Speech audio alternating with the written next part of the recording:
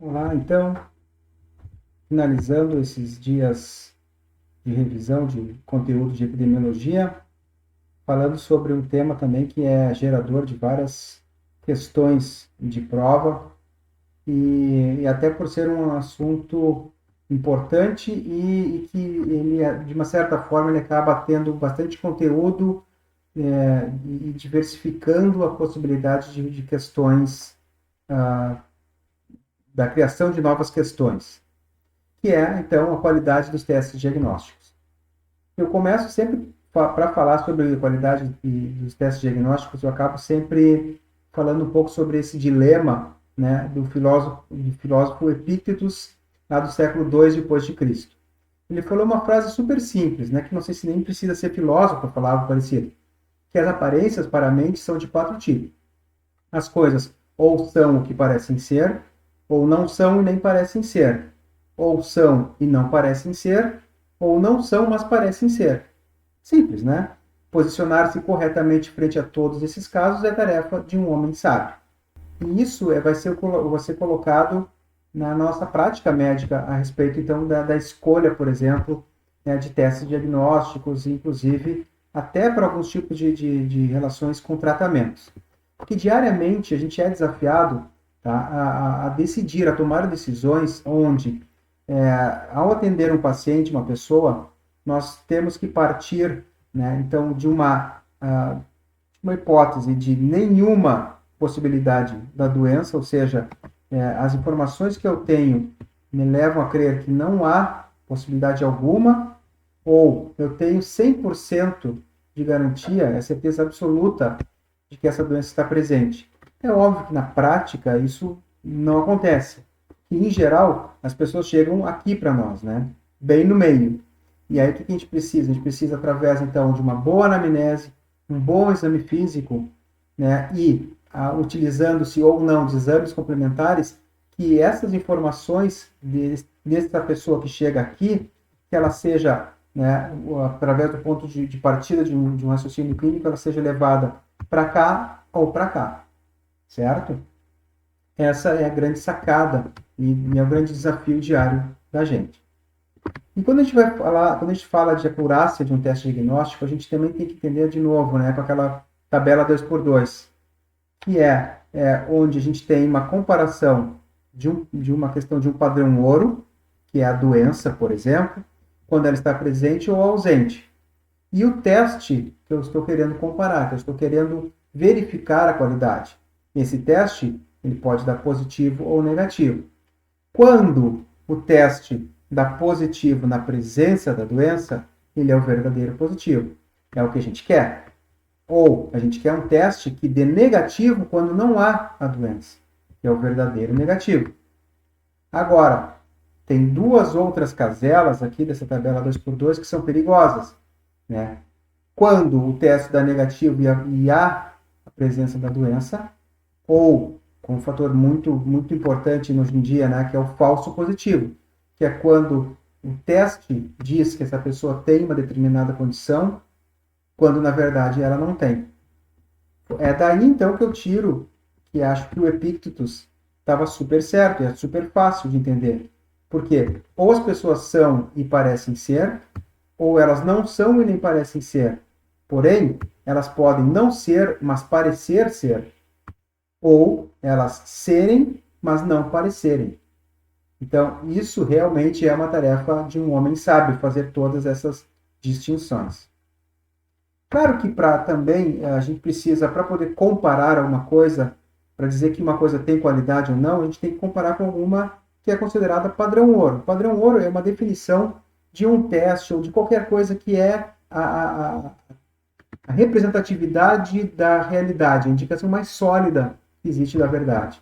Tá? Que muitas vezes pode ser um teste simples e barato, por exemplo, fazer um swabzinho de orofaringe para um teste de estépito do grupo A, mas normalmente não são tão baratos assim. Normalmente elas são frequentemente caros e mais elaborados, como por exemplo as biópsias, né, cirurgias exploradoras, etc. São mais complexas, então, para poder realmente solidificar essa verdade. E aí, nas características possíveis da gente avaliar um teste diagnóstico, nós começamos falando da sensibilidade. Tá? Sempre eu faço uma comparação, tento colocar algumas analogias. Imaginem um julgamento onde tem uma pessoa que é o acusado.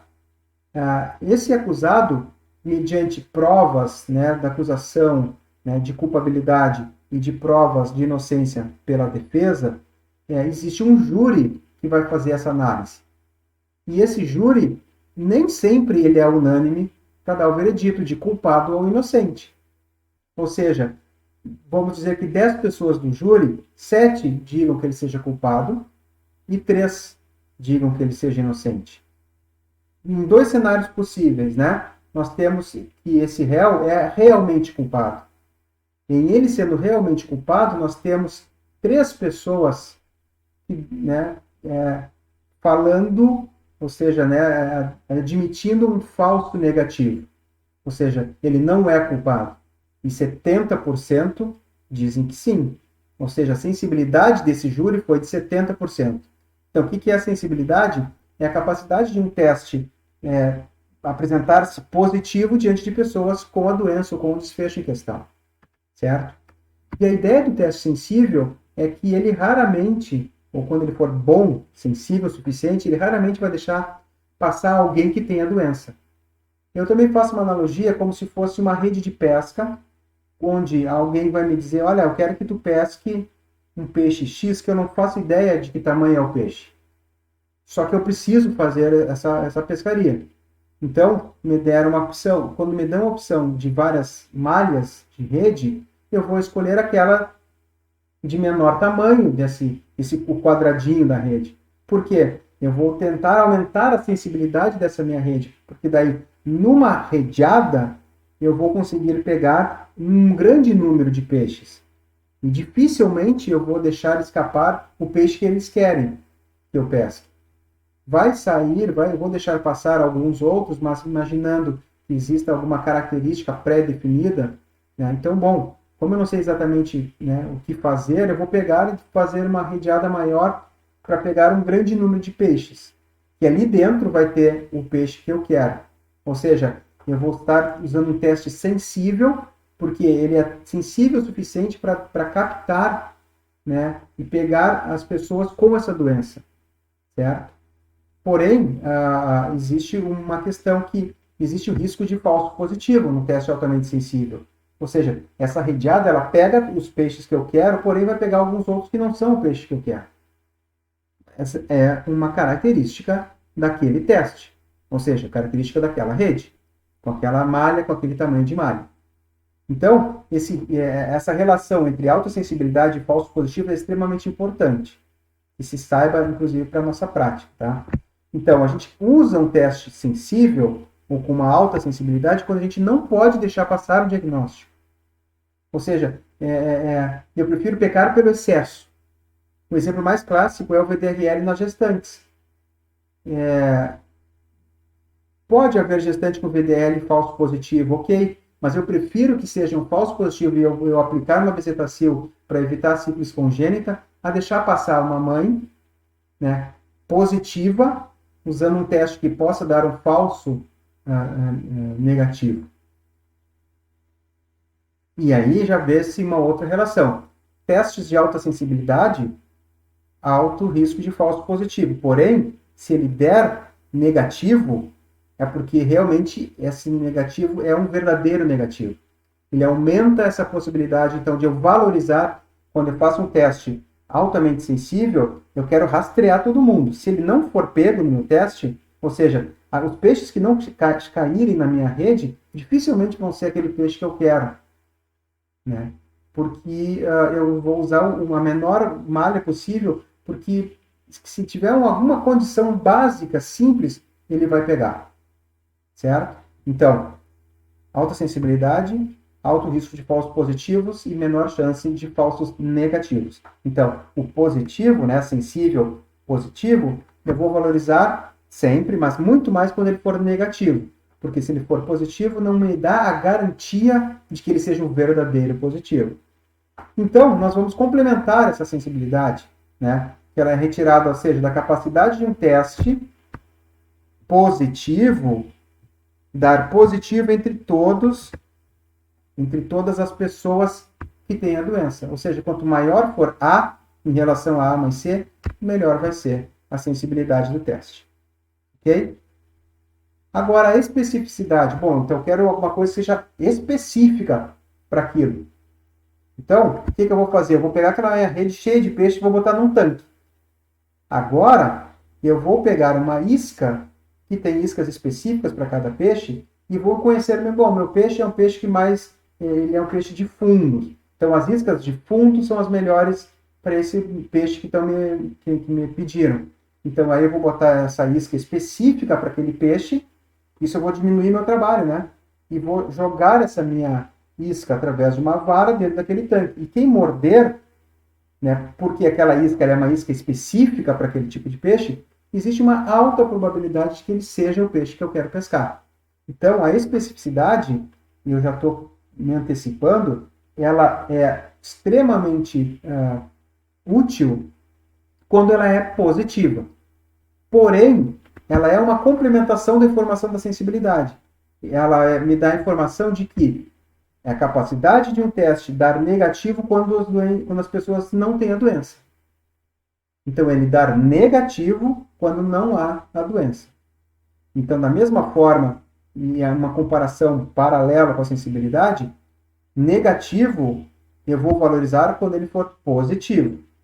Só que existe um risco, né, de falsos negativos também.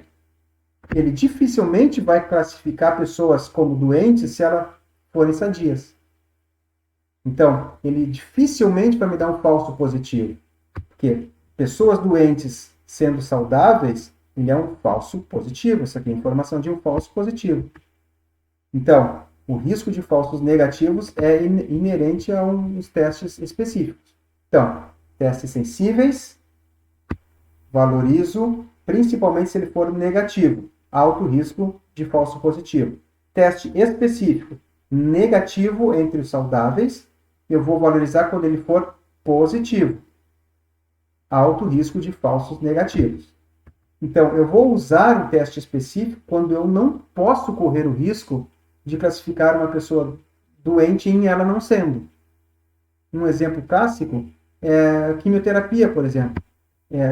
Quando eu tenho alguma terapia que ela é super forte, ela causa impacto negativo para a pessoa, e eu não posso correr o risco de dar uma quimioterapia para uma pessoa que eu acho que tem câncer. Então, eu preciso sim utilizar de testes específicos, tá? Geralmente como confirmatório. Então, a especificidade ela é traduzida em a capacidade de um teste dar negativo, ou seja, quantos negativos eu tenho aqui entre todas as pessoas cuja doença está ausente. Essa é a parte da especificidade, ok? Tentando traduzir isso num exemplo básico, clássico, um artigo publicado lá em 96 no New England, comparando PSA, sensibilidade e especificidade, num grupo específico de homens negros com idade de 70 e 79 anos. Quando eu coloco o PSA positivo, ou seja, eu vou considerar câncer todo PSA de 1, o que vai acontecer? Todo mundo vai ser positivo. Eu tenho uma sensibilidade altíssima, 100%. Porque basta tu ter próstata que tu vai ter um PSA de, no mínimo, 1. Em geral, né? Só que a especificidade vai ser muito baixa, vai ser 21. Então, o que significa? Para um ponto de corte muito baixo, a sensibilidade é de 100%. Ou seja, todos os homens vão ser diagnosticados como tendo câncer, mesmo muitos deles sendo saudáveis. Ok? Agora, vamos para o extremo oposto. Não, eu quero ser muito específico, eu quero ser muito cri-cri nesse negócio. Eu vou botar um PSA de 15 para ser considerado câncer. Eu exagerei para mais. Então, eu fui muito específico. Nesse caso, o que acontece? Eu vou elevar a minha especificidade para 97%, mas a minha sensibilidade vai cair para 11%. Ou seja, sendo muito rigoroso, eu vou colocar uma sensibilidade muito baixa, aumentando a especificidade, e vou colocar muitos homens, por exemplo, com PSA de 14, 13, 12, eles não vão ser pegos pelo teste, porque eu estipulei que 15 é positivo. todos que forem 14 ou menos vão ser negativos. Então, ele vai dar um falso negativo, porque homens com 14, 13, eles também podem ter câncer de próstata. E realmente os têm. Esse é um exame, é um valor muito alto, né, de PSA. Então, vocês vejam quanto é o contrabalanço. Assim, eu aumento a especificidade, só que aumento a chance de falsos negativos, pela exigência que eu estou causando, certo? Portanto, quando um teste tem 99% de sensibilidade, ele me diz o quê? Que ele vai deixar de confirmar a hipótese de um doente de uma pessoa apenas entre 100. Se eu fizer 100 testes, apenas uma delas eu vou deixar passar como verdadeiro positivo. É uma sensibilidade muito alta, né? E isso se traduz com uma menor chance de falso negativo, né? Eu só vou ter 1% de chance de falso negativo. Agora, um teste com 98% de especificidade, ele vai dar positivo em 2 a cada 100 pessoas que efetivamente não são doentes. O que significa isso? Então, ele dificilmente vai me dar um falso positivo. Ele só vai deixar passar 2 que não são positivos, ele diria que seriam. Isso é muito bom. Então, é extremamente importante que se tenha esse entendimento, porque algumas questões estão sendo cada vez mais nesse lado de interpretação do que necessariamente de fazer cálculos, apesar de que cálculos aparecem em vários momentos, em várias provas de residência no país inteiro. Isso eu já vi também. Agora, sensibilidade e especificidade são características do teste em si, eles não mudam. O teste vai ter sua sensibilidade e sua especificidade sempre, e sempre o mesmo. O que acontece? A interpretação desse teste com essa sensibilidade e especificidade é a que vai mudar, né, na interpretação de acordo com a característica do paciente, que é o que a gente vai chamar de valor preditivo, né, que é um valor, que é a forma de predizer o resultado real, certo? Então, o valor preditivo ele é mais interessante para o paciente, a informação, porque vai realmente interessar ao paciente saber se ele realmente tem ou não aquela doença mediante ou diante daquele resultado positivo ou negativo. A sensibilidade e a especificidade já são características mais importantes para o médico prescritor, para o médico solicitar, porque é através dessa análise da sensibilidade e especificidade que é o que o médico vai adaptar e vai saber vai decidir qual exame utilizar. Ok? Então, a proposta do valor preditivo é responder a essa pergunta, que se o resultado do teste do meu paciente for positivo ou negativo, qual é a probabilidade dele ter ou não a doença? Ok? Só que o valor preditivo ele é influenciado pela prevalência da doença. Por exemplo, vamos imaginar uma população cuja a probabilidade de uma doença seja super baixa, ou seja, a probabilidade pré-teste de uma doença, ou seja, a prevalência naquela população é extremamente baixa. Então, vamos imaginar assim, imaginando-se um local onde, eu falo um exemplo assim, de mosteiros, né, onde se tenha pessoas que são altamente reclusas, que não saem para nada. Se eu fizesse um VDRL neles, quem viesse positivo, a chance dele ser um falso positivo é extremamente alta, porque a prevalência desse grupo é tão baixa que eu tenho que considerar que a possibilidade desse valor preditivo, positivo no caso, ele vai ser um falso positivo, né? E eles também são conhecidos como probabilidade pós-teste, ou seja, qual é a probabilidade após o teste realizado, levando em consideração todas as características, né, do teste e da prevalência da doença em questão, qual é a probabilidade dele ter mesmo a doença ou não. Certo? Então, levando em consideração a velha tabela 2x2, o VPP, né, o valor preditivo positivo, nada mais é do que a probabilidade de existir uma doença, né, da doença estar presente em uma pessoa com teste positivo. Tá? Então, ele vai ser a presença de doença entre todos os positivos, aqui em cima. A sobre A mais B. Já o VPN, o valor preditivo negativo, ele é a probabilidade de não se ter a doença diante de um teste negativo. Então, não ter a doença sobre todos aqueles que apresentaram um teste negativo.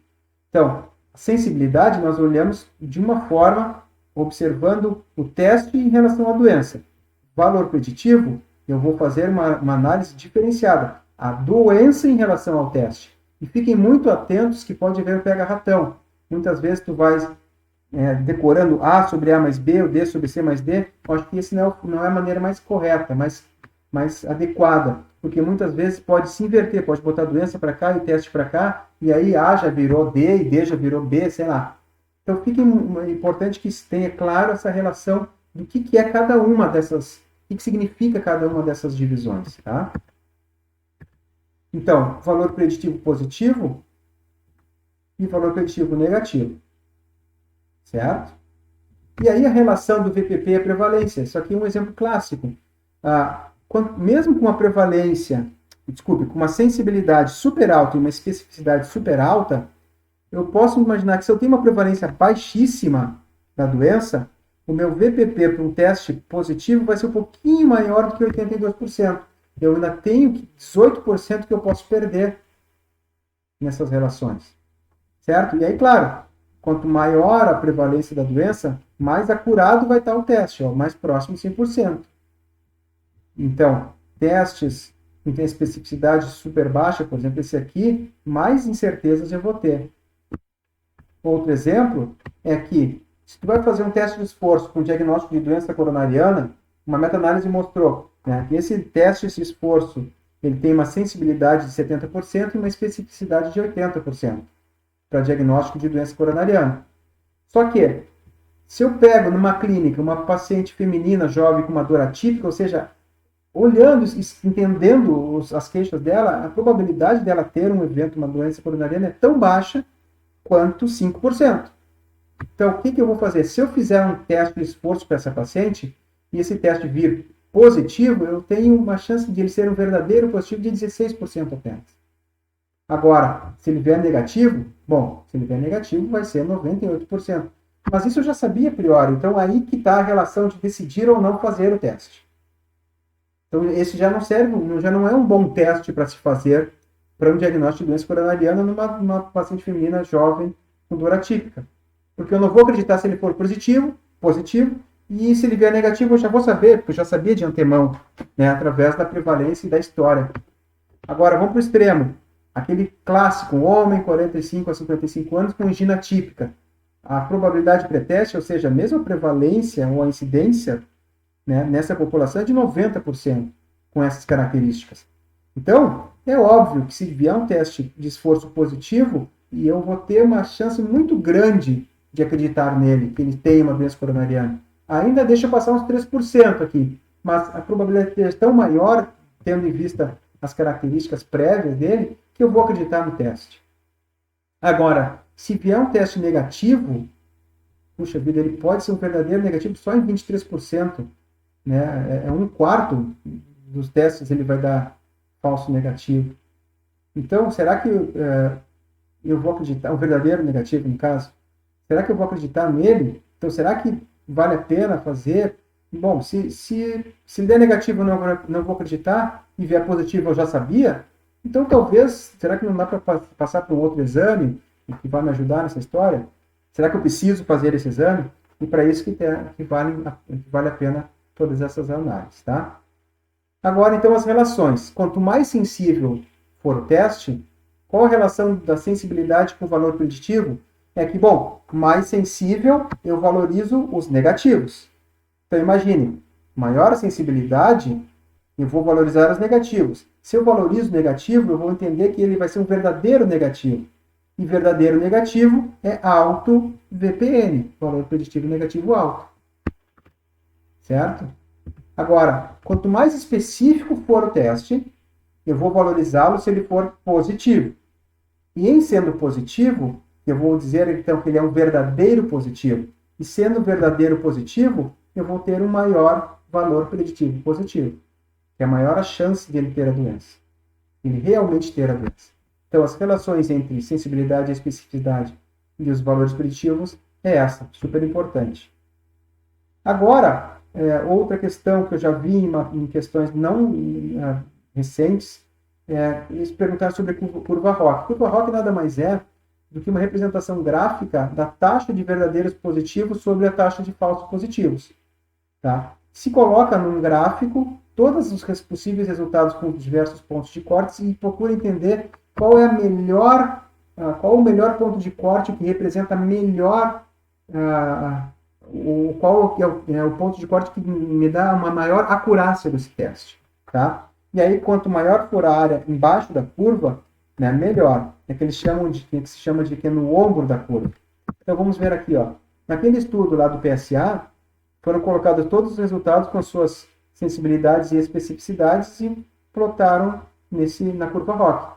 Traçando uma reta, entenda-se que tudo que está aqui embaixo, quanto maior for essa área, melhor é o teste. Exatamente porque eu vou ter mais certezas ou menos incertezas. Nesse ponto, o ponto de corte 8 de PSA foi o ponto de corte que apresentou a melhor relação de sensibilidade e especificidade.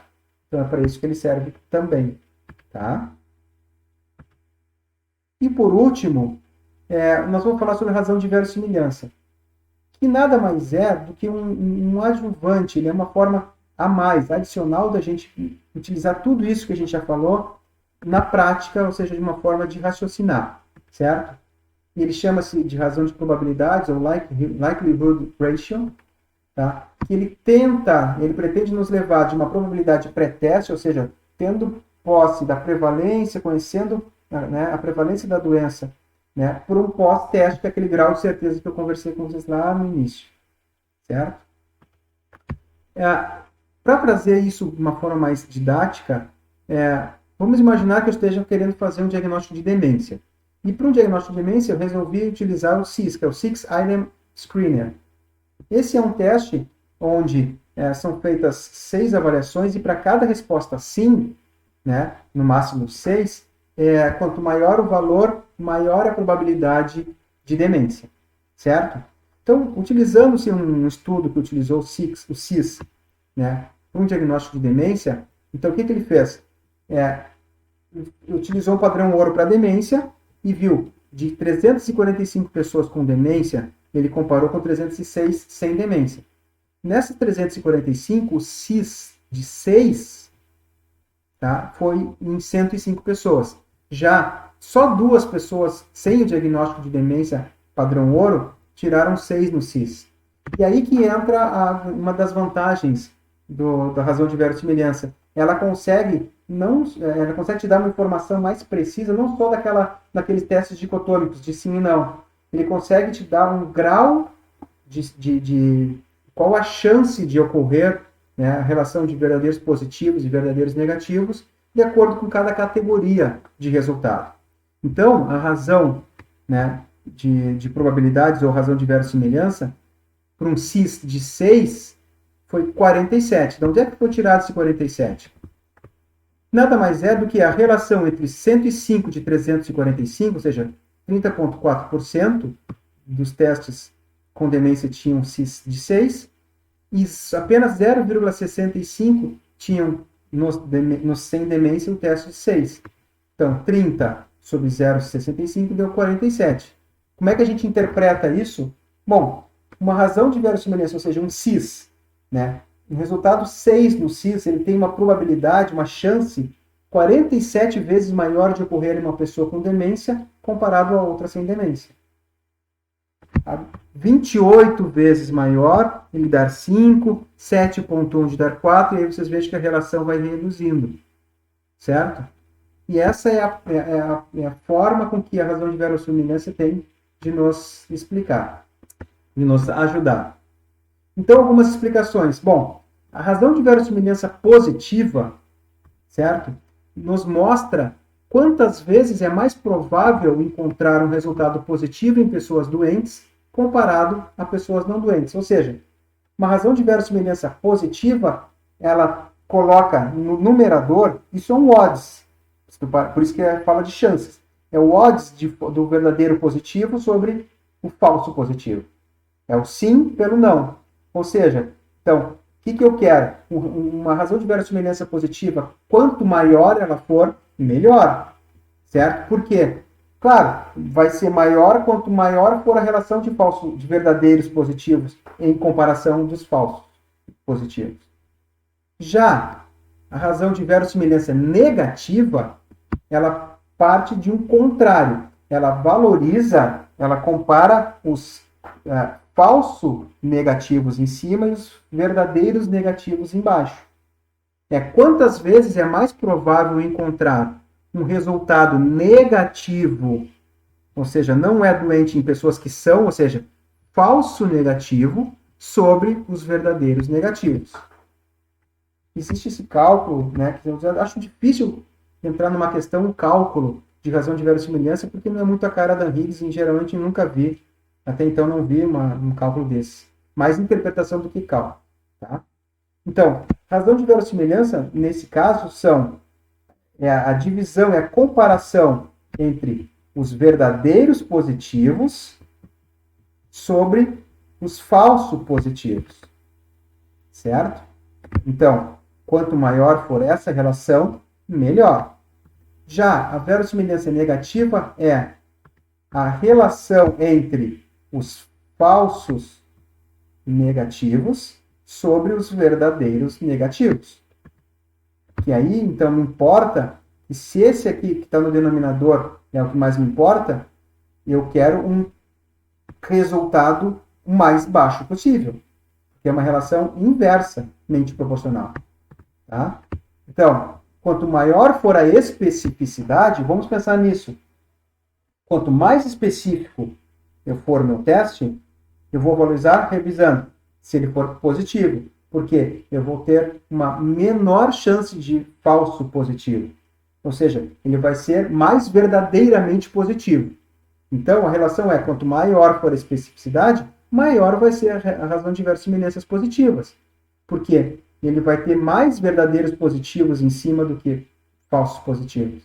O teste é específico, ele vale muito a interpretação quando ele for positivo. Agora, quanto maior for a sensibilidade, ou seja, mais sensível eu vou ser, eu vou valorizar o teste sensível principalmente quando ele for negativo. Você lembra? Porque existe uma chance muito menor de ser um falso negativo. Ele ser um verdadeiro negativo. Certo? Só que olha só esse pega-ratão. A razão de verossimilhança melhor para a gente interpretar é aquela que tiver menor valor. Por quê? Porque o falso, o verdadeiro negativo, ele está no denominador, não está no numerador como é na positiva. Preste muita atenção nessa relação. Verossimilhança positiva, quanto maior, melhor. Razão de verossimilhança negativa, quanto menor, melhor. Então, aqui, quanto menor o valor, melhor vai ser o desempenho. Por quê? Porque ele leva a essa divisão aqui, de verdadeiros negativos em relação a falsos negativos. Ok? Parece complexo no primeiro momento, mas, na verdade, essas relações, elas vêm num contínuo, certo? Numa relação entre elas super interessante, que eu acho legal de a gente avaliar isso também. Tá bom? Então, revisando, a sensibilidade e a especificidade são utilizados quando se decide ou não usar um teste. Tá? O dilema é se o paciente vai ter ou não a doença realmente, dado o resultado daquele teste. Ele vai ser um verdadeiro positivo ou não, um verdadeiro negativo ou não. Tá? Tanto os resultados negativos ou positivos dados por testes sensíveis ou específicos, eles têm que ser avaliados no contexto da prevalência. Claro, porque daí uma prevalência, mesmo tendo um teste sensível e um resultado negativo, eu acabei de falar que ele tem uma chance pequena, né, de falso negativo, mas a prevalência sendo alta na população, olha, mesmo é um teste sensível, eu vou dizer que ele é um falso negativo, porque eu espero mais gente do que está acontecendo. Mas espera-se, claro, que cada caso tem que ser avaliado, né, no seu particular. E um teste específico, que eu valorizo o resultado positivo, na presença de uma prevalência baixa da doença, eu vou ter uma alta probabilidade de falso positivo. Certo? Então, nada é certo, como tudo na medicina, né? Que é a arte da incerteza, né? A ciência das probabilidades, a arte da incerteza e vice-versa. Então, tem que sempre observar o contexto em que o teste é realizado. Certo? Bom, a relação da qualidade dos testes é essa. Acho que é extremamente frequente uma pergunta sobre qualidade dos testes, conforme eu falei, até porque tem uma gama de possibilidades de perguntas para serem feitas. Acho que vocês, prestando bastante atenção nessas dicas, vocês podem ir bem nessa prova. Espero, então, que vocês tenham gostado desses 3 dias, que eu possa ter feito a diferença, né, para vocês, porque, levando em consideração a alta competitividade, muitas vezes uma questão a mais vai valer a pena, pode ser o resultado da aprovação de vocês. Porque, em tese, as pessoas, eu acredito que estudam muito mais as outras áreas do que a área de medicina social, medicina preventiva e especificamente epidemiologia. Isso é a história natural da epidemiologia, né? Tanto nos cursos de graduação, quanto depois, quando está estudando para essas, ou para a prova de residência, mesmo já depois de formado. Ok? Então, espero que vocês tenham gostado. Eu vou propor muito mais questões, eu vou deixar mais material no meu site, nas minhas redes sociais. Coloquem sugestões aí embaixo e inscrevam-se no canal, que vai ter uma regularidade grande. Eu vou colocar materiais que podem ajudar vocês tanto para as provas, mas também para a vida profissional. Ok? Então, muito obrigado e até uma próxima vez.